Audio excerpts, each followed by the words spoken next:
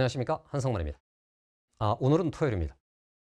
지난 모의평가 날 저는 해설 강의를 하면서 여러분들께 이런 말씀을 드렸습니다. 공통문항의 난도 구성이 파격적으로 구성되어 있다. 그러니까 작년 9월하고 비슷하다. 그러나 수능은 달랐다. 이번 6모가 이렇다 해서 9모가 그렇다는 보장은 없다. 다만 주는 교훈 하나. 그러니까 어디에 어떻게 고난도 문제가 배치될지 모른다. 14일지 15일지 21일지 22일지 이것도 지금 이제 모르는 시대로 진입 중이다. 그러므로 시간관리, 탐색과 더불어 내가 풀 문제의 순위를 매기는 것이 앞으로 여러분들이 실전 연습하는데 중요한 원칙이다라고 말씀을 드렸습니다. 그리고 강의를 마치면서 15번 문제가 최고 난도 문제라고 생각하고 그 15번 문제가 만일에 22번 자리로 가 있었다면 정답률은 대략 3% 미만일 것이고, 그렇다면 이거는 킬러 문제라고 저 혼자 생각했습니다. 그랬다가 제가 오프라인에서 같이 공부하는 친구들한테 성적조사도 해보고 정답률도 확인해보고 상담도 해봤습니다. 그러다가 아주 놀라운 상황에 직면했습니다. 15번의 정답률이 너무 높은 거예요. 왜 그럴까? 네, 궁리를 해봤습니다. 면담을 해봤는데 비밀을 알아냈습니다. 해서 지금 이 영상을 보게 될 전국의 모든 수험생 여러분, 솔직하게 여러분 찍어 맞힌 사람이 상당히 많죠. 여러분도 그렇죠. 네, 풀어 맞힌 친구는 적고 찍어 맞힌 친구가 어마무시하게 등장했습니다. 그러니까 평가원 측이 어설프게 관리를 하면 이런 황당한 데이터가 드러나게 되고, 이 황당한 데이터를 면밀하게 분석해내지 못하면 우리 학생들의 공부 방향에 그야말로 황당한 지침이 주어집니다. 이거는 우리 수험생들의 인생이 걸린 시험 앞에서 황당한 방식으로 점수를 도둑질할 수도 있다는 그릇된 메시지를 줄 수 있습니다. 해서 평가원 측에 강력 경고하기 위해서 이 자리에 섰습니다. 원래는 앵그리 버전이 있었고 퍼니 버전이 있었는데요. 네, 퍼니 버전으로 가겠습니다. 어차피 이건 모의 평가고 수능이 그러지 않기 때문에 네, 이걸 꼭 봐주시면 고맙겠습니다. 평가원 측이 봐주셔야 되고, 두 번째, 데이터 있잖아. 데이터 수치가 주는 데이터에 그냥 즉흥적으로 반응하게 되면 얼마나 황당한 결론에 도달할 수 있는지 언론, 그다음 데이터를 분석하는 모든 분께 아주 중요한 예시라고 생각합니다. 그래서 그분들께도 이 사례를 전합니다. 네, 이게 매우 중요한 교훈이 되기를 바라면서. 자, 그러니까 시험을 안 본 분들도 있을 테고 부모님도 계실 테니까 잠깐 소개해 드립니다. 해마다 이제 모든 시험이 끝나면 우리 학생들은 인터넷 사이트에 접속을 해서 자기가 찍은 그 선지들을 입력하게 되고, 그러면 자동 채점이 되고, 그에 따라서 뭐 EBS가 되든 메가스터디가 되든 진학사가 되든 이곳에서 1등급 예상 컷들을 발표합니다. 15번에서 논한단 말은 중위권 이상의 학생들이 가장 많이 접속해서 입력한 데이터를 봐야 실제 현실적인 데이터일 테니까 지금 메가스터디 자료를 뽑아왔습니다. 그에 따르면 15번까지가 객관식이고 이 아래쪽은 단답형입니다. 지금 4점짜리 중에 고난도 문제만을 한번 리스트를 해봤습니다. 여러분 알다시피 객관식의 경우는 오지선다기 때문에 우리 학생들은 안 풀어도 못 풀어도 찍을 수 있습니다. 그럼 그냥 랜덤하게 찍으면 20%가량의 기본 정답률은 있다 치고 그것들이 섞여 있을 테니까 여기서 20씩을 기본적으로 빼내면 얼추입니다. 얼추 실정답률에 가까워질 거라고 생각할 수 있습니다. 그러니까 이게 6%, 여기는 50%, 이것도 26%겠죠. 20을 빼면 36%. 자, 이렇게 되면 우리는 그냥 데이터의 단순 계산 체계에 서 있는 사람의 눈에는 얘네들이 비슷하고 얘가 제일 어렵고 그 다음으로 얘네 둘이 어려울 거라고 생각하게 됩니다. 이런 왜곡이 생겨납니다. 어쨌든 22번은 저도 인정했던 문제이기 때문에 이 정도 정답률은 네, 어쨌든 인정해 줄 수 있습니다. 나머지입니다. 그러니까 이 12번하고 14번이 15, 20, 21보다 정답률이 상당히 떨어져 보입니다. 10% 가까이 떨어져 있단 말이잖아요. 그러면 어떤 효과가 생겨나느냐? 이걸 잘못 해석하게 되면 이번 시험 최고난도 문제는 12번하고 14번일 것이다. 22번일 것이다. 이런 오해, 왜곡이 생겨나고 특별히 12번 문제가 지수로 함수에서 나타나는 간단한 연립방 정식을 푸는 문제고 14번 문제는 로그에서 등장하는 간단한 부등식 문제가 되는데 그러니까 최고난도 문제가 수학 1, 제1단원 그야말로 가장 기본적에서 나오네? 그 다 계산 문제네? 그럼 계산 중심으로 세상이 흘러가네? 그럼 공부의 방향도 그 방향으로 가야 되겠네? 3차 방정식의 풀이 방법들을 연습해야 되나? 이런 황당한 메시지가 나타나고 이거를 그릇되이 해석한 어설픈 강사들이 학생들한테 이걸 강변할지 모르겠습니다. 그러면 우리 학생들 입장에서는 매우 중요한 돌아오는 이 여름방학 국면에 자신의 공부가 쭉 상승 기류를 타고 올라가야 되는데 황당한 짓을 할지도 모른다.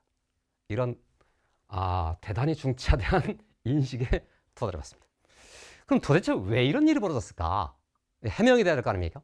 네, 해서 제 나름대로 그 분석법들을 찾아서 정리를 해봤습니다. 이런 의구심을 가진 사람이 분석할 수 있는 자료는 뭐 대단한 게 아닙니다. 정답표를 보면 압니다. 다시 중위권, 중상위권, 상위권 학생 중 15번 문제를 풀다가 막혔던 학생이 마지막 3분 정도 시간 동안에 할 수 있는 행동이라는 것은 다 정해진 것이고 그게 다음과 같이 나타납니다. 1번부터 14번까지 정답 개수를 세봤습니다. 1번이 2개, 2번이 1개, 3번이 5개, 4번이 3개, 5번이 4개입니다. 자, 여러분이 만일 15번 문제 앞에 섰다 쳐보십시다. 안 풀기로 결심했습니다. 찍기로 했습니다. 만약 이런 형태의 데이터가 나왔다면 여러분 몇 번을 찍으시겠습니까? 그럼 단연코 얘를 찍겠죠. 네, 다시입니다. 지금 말씀드리는 것은 중위권 이상의 학생들에 관한 얘기입니다. 즉 1번부터 14번까지 문제를 푸는 동안에 안 풀린 문제가 거의 없는, 그러니까 실제로 정답 개수를 셌을 때 이와 거의 똑같은 상태에 직면하게 되는 상황을 말씀드립니다. 당연히 보니까 2번이 없어요. 그럼 당연히 2번을 체크하고 싶은 욕망이 간절하겠죠. 그죠? 어차피 못 푼 거니까 찔러본다는 심정으로 쿡 했더니 4점이 저절로 내 앞에 왔습니다. 여러분 이런 사태를 보면 과연 이게 교육적인가 되돌아보게 됩니다. 그럼 결국 15번 문제를 맞히는 방법이 이 개수를 세서 제일 적은 거에 배팅하라 이거지 않습니까? 도박입니까? 무려 이게 지금 저기 써 있는 것처럼 56%의 친구들이 이렇게 찍었습니다. 한 번만 더 해볼까요? 네. 혹시나 싶어서 2위도 찾아봤습니다. 그럼 당연히 여러분 다 느끼시는 것처럼 얘랑 얘가 당연히 학생들이 많이 찍은 번호일 거 아닙니까? 네, 실제로 그렇습니다.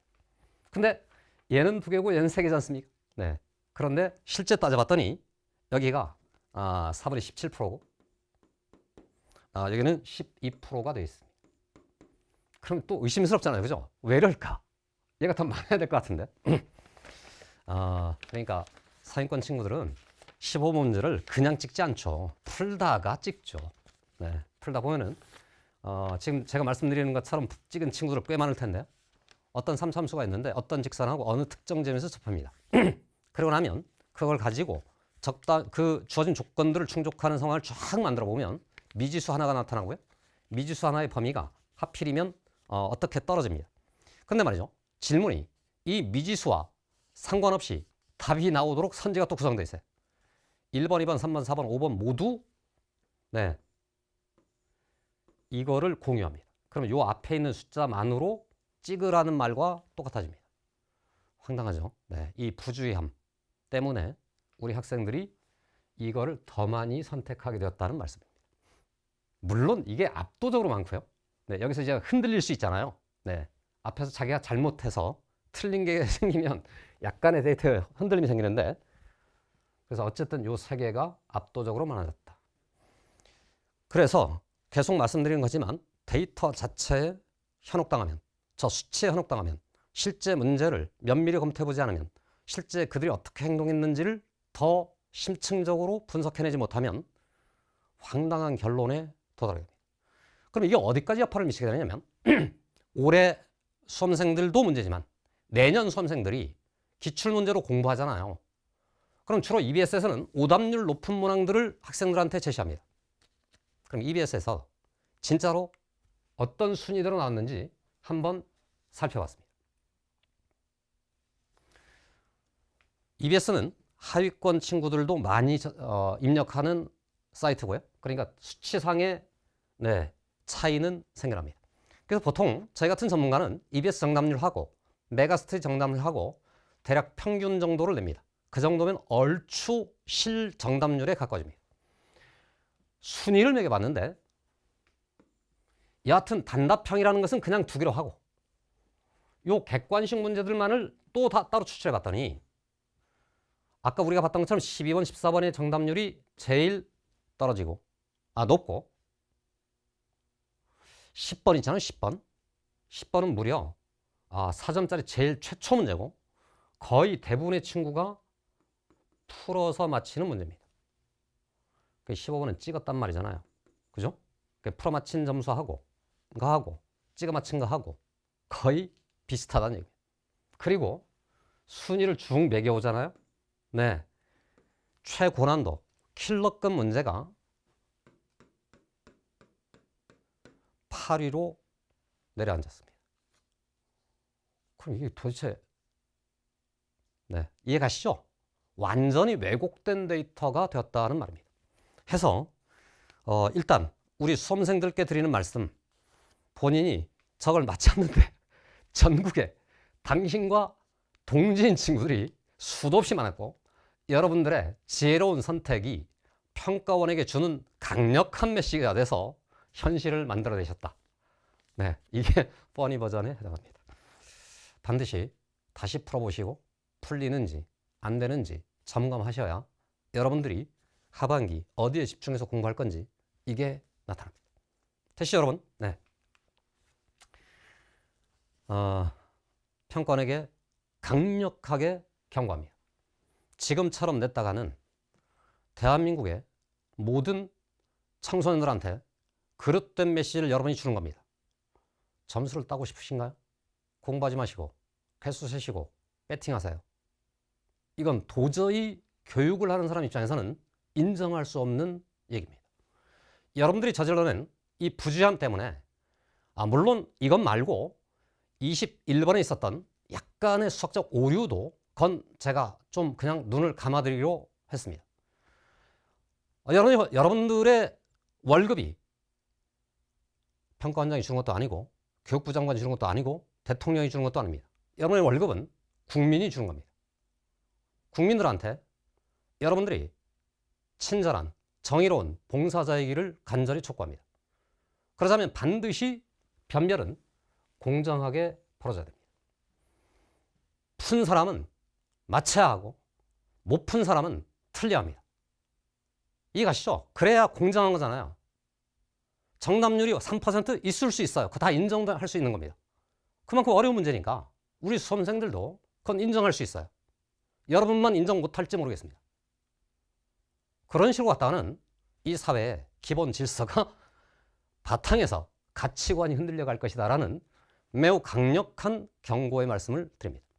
해서 여러분 다시 한번 데이터 분석해 보시고 여러분이 예상했던 정답률과 맞는지 확인해 보시고 9월 모평부터 수능 예비까지 주도 면밀하게 다 검토해서 진짜로 공정성이 살아있는 평가원이 대한민국의 자랑이기를 간절히 축구합니다.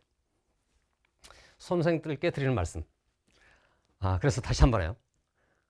점수, 수치 가지고 놀지 마세요. 그랬다가는 여러분 남아있는 인생들이 정말 비참합니다. 그게 아니고 내가 맞힌 거, 내가 틀린 거 다시 채점하시고 실수에 틀렸는데 맞힐 수 있었던 거 다시 한번 점검해 보시고 찍어 맞힌 거 틀렸다고 하시고 그래야 냉정한 여러분의 현실이 나타납니다. 그래야 여러분이 공부할 동력도 생겨납니다. 그 동력에 입각해서 부단히 실력을 업그레이드 주시기 바랍니다. 이번 일이 또다시 벌어지지 않을 터이니 우리 평가원이 각성은 나면 그럴 터이니 네, 그냥 대충 찍는 이런 상황은 여러분 기대하지 마시고 오직 여러분의 실력을 믿고 가주시면 고맙겠습니다. 이상으로 저의 잡설을 마치겠습니다. 여름에 여름이 뜨겁게 달궈지기를 간절히 바랍니다. 감사합니다.